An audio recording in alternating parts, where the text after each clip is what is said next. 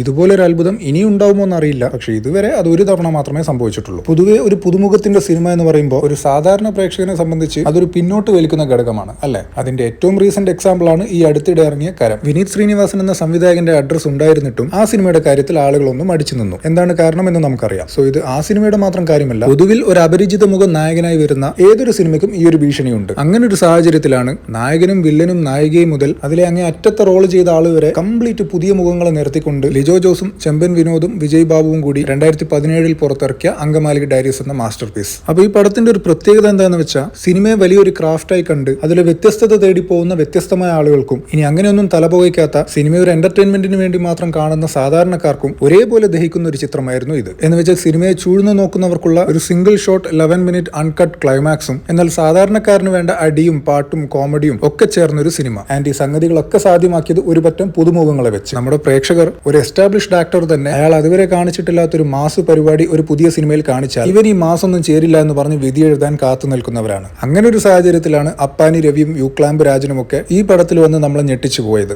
And എപ്പോഴും ഈ സിനിമയെ കുറിച്ച് പറയുമ്പോൾ നായകനേക്കാൾ ഒരുപടി മുന്നിൽ നിൽക്കുന്നതാണ് ഈ സിനിമയിലെ വില്ലൻ. സ്ഫടികം ജോർജിനെ പോലെ അല്ലെങ്കിൽ കീരിക്കാടൻ ജോസിനെ പോലെ 6 അടി പൊക്കവും 100 കിലോ തൂക്കവുമുള്ള വില്ലന്മാരെ കണ്ടുമടുത്ത് നമുക്ക് കിട്ടിയ ഒരു ഫ്രഷ് വില്ലൻ. അപ്പൊ 2017 ഈ സിനിമ ആദ്യമായി കണ്ടിറങ്ങിയപ്പോൾ എന്റെ മനസ്സിൽ തോന്നിയ കാര്യങ്ങളാണ് ഞാൻ ഇതുവരെ പറഞ്ഞത്. ഇതേപോലെ ആദ്യ കാഴ്ചയിൽ ഈ സിനിമയെ പറ്റി നിങ്ങൾക്ക് എന്തായിരുന്നു തോന്നിയതെന്ന് കമന്റ് ചെയ്യുക.